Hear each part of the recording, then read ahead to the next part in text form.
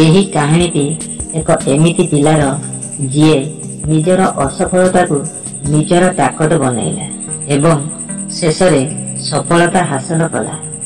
ଯଦି ଆମେ ପ୍ରକୃତ ପରିଶ୍ରମ ଏବଂ ମନ ଲଗାଇ ଆମ ଲକ୍ଷ୍ୟ ପଥରେ ଲାଗି ରହିବା, ଦିନେ ଆମେ ନିଶ୍ଚୟ ସଫଳତାର ଶିଖରକୁ ଛୁଇଁପାରିବା। ତେବେ ଚାଲନ୍ତୁ କାହାଣୀଟି ଆରମ୍ଭ କରିବା।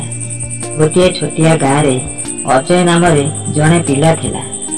ସେ ଗରିବ ପରିବାରର ଥିଲା, କିନ୍ତୁ ତା ମନରେ ବହୁତ ବଡ଼ ସ୍ୱପ୍ନ ଥିଲା। ସେ ସଦାବେଳେ ଚିନ୍ତା କରୁଥିଲା କିଛି ବଡ଼ କାମ କରିବ ଏବଂ ପରିବାରର ଆର୍ଥିକ ସ୍ଥିତିକୁ ବଦଳାଇବ।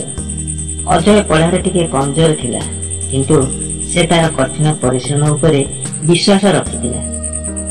ଦଶମ ଶ୍ରେଣୀ ପରୀକ୍ଷାରେ ସେ ବହୁତ କଷ୍ଟ କରିଥିଲା, କିନ୍ତୁ ସଫଳ ହୋଇପାରିଲା ନାହିଁ।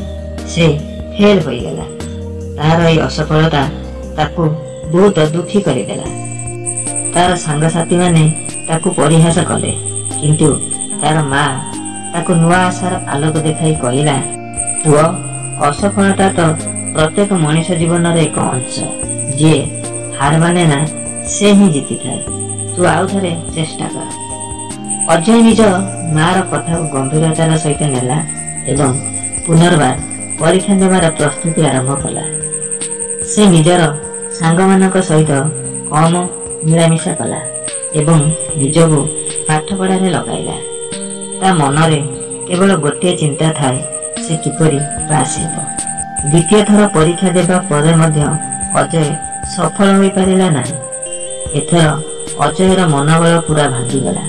ତାକୁ ଲାଗିଲା କି ସେ ଆଉ କେବେ ସଫଳ ହୋଇପାରିବ ନାହିଁ। ସେ ପୁରା ନିରାଶ ହୋଇଗଲା। ଏଥର ତାର ମା ସହିତ ତାର ବାପା ଅଜୟକୁ ବୁଝାଇବାକୁ ଯାଇ କହିଲେ, ଯେଉଁ ଲୋକମାନେ ନିଜ ସ୍ୱପ୍ନର ପିଛା କରନ୍ତି ସେମାନେ କେତେଥର ହାରିଥାନ୍ତି, କିନ୍ତୁ ସେମାନେ ସେ ପର୍ଯ୍ୟନ୍ତ ହାର ମାନନ୍ତି ନାହିଁ ଯେ ପର୍ଯ୍ୟନ୍ତ ସେମାନେ ନିଜର ଲକ୍ଷ୍ୟସ୍ଥଳରେ ନ ପହଞ୍ଚିଛନ୍ତି। ପିତାମାତାଙ୍କର ଏହି କେଇପଦ କଥା ଅଜୟକୁ ଏକ ନୂଆ ଆଲୋକର କିରଣ ଦେଖାଇଲା। ଅଜୟ ପୁନର୍ବାର ସାହସ ବାନ୍ଧିଲା। ଏଥର ନିଜର ପାଠପଢ଼ା ସହିତ ନିଜର ମାନସିକ ସ୍ଥିତିକୁ ମଧ୍ୟ ମଜବୁତ କଲା।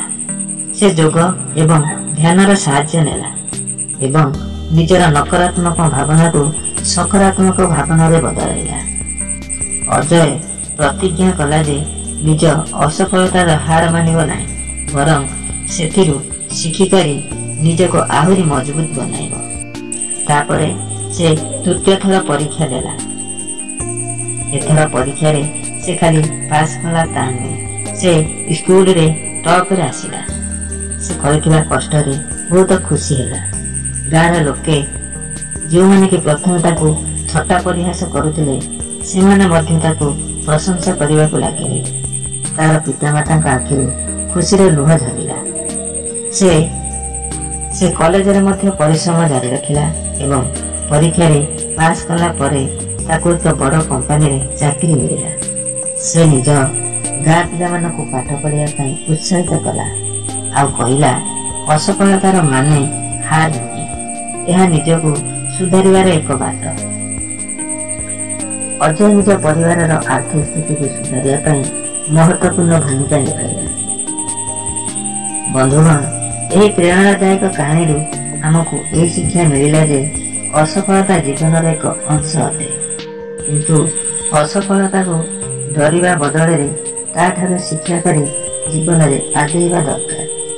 ଯଦି ଆମର ଉଦ୍ଦେଶ୍ୟ ମଜବୁତ ରହିବ ଏବଂ ଆମେ ମନ ପ୍ରାଣ ଦେଇ କାମ କରିବା, ତେବେ କୌଣସି ବି ପ୍ରତିବନ୍ଧକ ଆମକୁ ଆମର ଲକ୍ଷ୍ୟସ୍ଥଳରେ ପହଞ୍ଚିବାକୁ ରୋକିପାରିବ ନାହିଁ।